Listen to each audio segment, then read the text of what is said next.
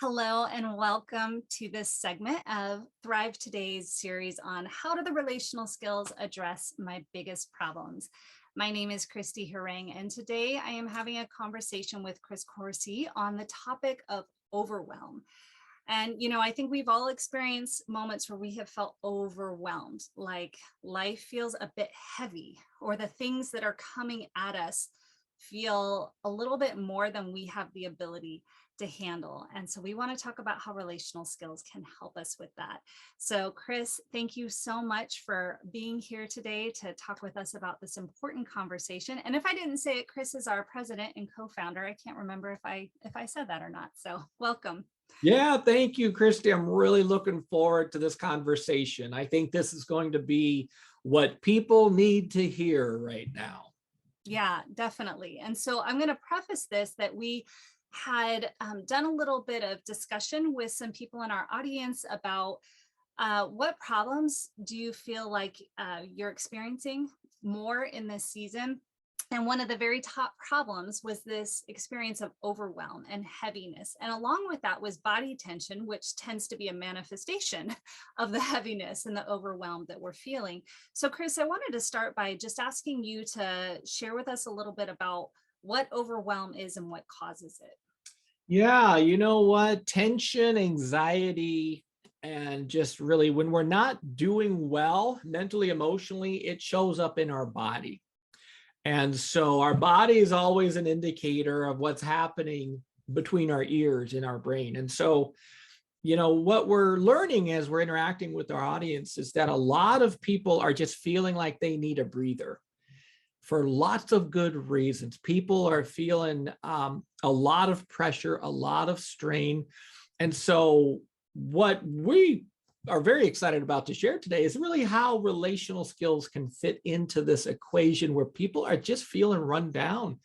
And so overwhelm really is when a sign that I need a breather, possibly I needed a breather 5 miles back. And it's, Yeah. it's just like, okay, the engine's in the red here. I need to pull over and let the engine cool off, so to speak. So I think that's the word most people use that just says, I need a breather. Something is too big and I'm too small and I don't have what I need. And Christy, we would say it basically with the term capacity. So what overwhelm means is I don't have the capacity here to manage what I'm feeling because these things are just too big, too loud, too much, and I don't feel connected and anchored in these storms. And we end up with what people are telling us. They're overwhelmed, they're maxed out, their body is feeling run down. Yeah, and it is a tough place to be in. And we really want to encourage you. You are not alone if you are feeling overwhelmed, if you are feeling heavy. I know I've been in a season where I have been feeling pretty maxed out. So I've been feeling it myself. But the relational skills, they are amazing. They help so much with this. So Chris, let's talk about that. Tell us, how do the relational skills, let's look at it first in this capacity angle. How do they help us with increasing that capacity? Good question. So, I like to see capacity as the air in our tires. And so our cars, our vehicles need air in the tires to really work well. And when the air is starting to leak out, that's going to have an adverse reaction to us getting where we need to go. So really capacity is how much can I handle before something breaks, something cracks, before I lose it.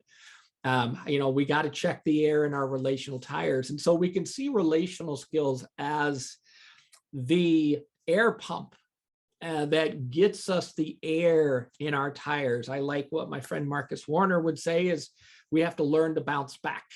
And so just this image that we need a certain amount of strength and capacity to be able to handle things well. And if we don't have what we need, there's a cost, and it's a negative cost. It's a consequence.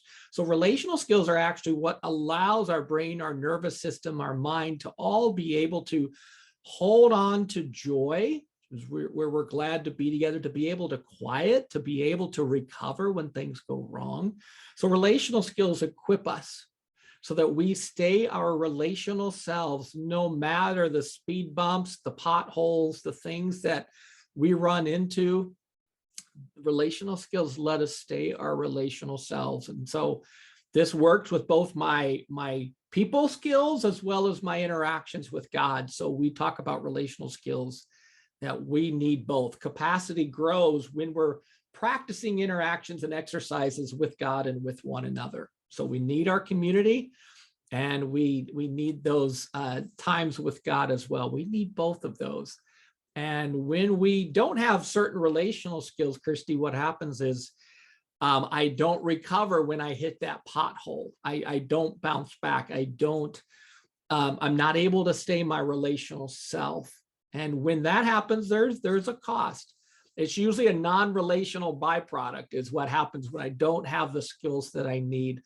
And you know what? I've been working on skills for only over 20 years, Christy, and I also feel the strain. And I've been working on this stuff for a very long time. But the difference from where I am today and where I was 20 years ago, I wouldn't have been able to stay relational. I wouldn't have been able to stay myself while I navigate this terrain. Whereas today, thankfully, as I've been learning and practicing skills, I can stay my relational self. Even though it's hard, it's difficult, I don't do it perfectly. And when I mess up, I can recover and I can repair. So the beauty of relational skills is it does increase our capacity to be ourselves and to get back when we need to get back and to bounce back, as Marcus would tell us. That's so helpful. And I was thinking about like the difference between, because we're all going to feel overwhelmed. We're all going to feel kind of maxed out, but how do we not be taken out by that, relationally speaking, and I've noticed the same thing. Like I've been so grouchy and kind of short, but I'm able to recognize it really quickly, recover and repair when I snap or things like that. Yeah. So I'm not doing the damage to myself and others that I would have been doing in the past, which is encouraging. That's Wonderful. wonderful. So Chris, let's address that heaviness just in the last couple minutes here. When we have that feeling of like heaviness, how can relational skills help bring some lightness and lift some of that off during overwhelm? Yeah, you know what? Few things are as difficult as that heaviness that we kind of lug around. It's not fun or satisfying. And so what we can do, where relational skills come in, is ultimately your brain is an amplifier, and it focuses on whatever's loud, whatever is painful, whatever is distressing. It like demands our attention. And that's where we get heaviness, because I can't shake something. So skills, there's a number of skills that's helpful, but one of the skills that we like to train is appreciation, which is reflecting on the joyful moments, and we can hang gratitude on that branch as well. So gratitude, appreciation, which really helps us to catch our breath. And that also helps us with skill 0, which is we're getting relational, we're getting our brain's relational circuits on. And probably one of the most misunderstood skills is really the skill of quieting. And so it's usually the last thing we want to do when we're amped up and we're anxious and we're worried we want to do something or we're mad.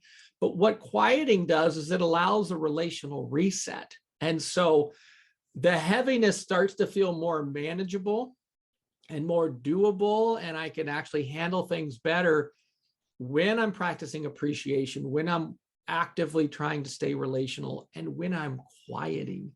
So those simple skills recharge our relational batteries. And what we find is we feel anchored in the storm. So there's still a storm going on, but what the difference is, we're not being swept away by the wind and the waves. We're anchored.